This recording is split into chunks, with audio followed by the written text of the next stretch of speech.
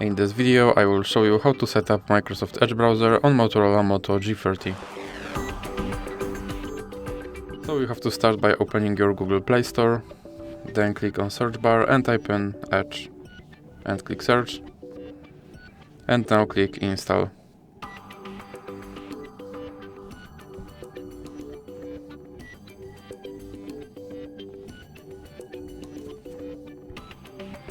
Now you can click open.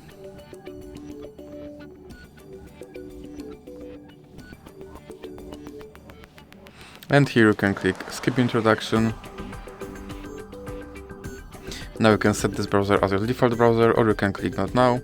Here you can customize your homepage, or you can click not now.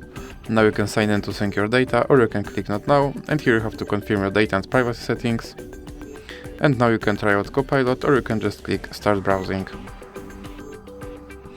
And that's it for this video. If you liked it, please remember to leave a like and subscribe.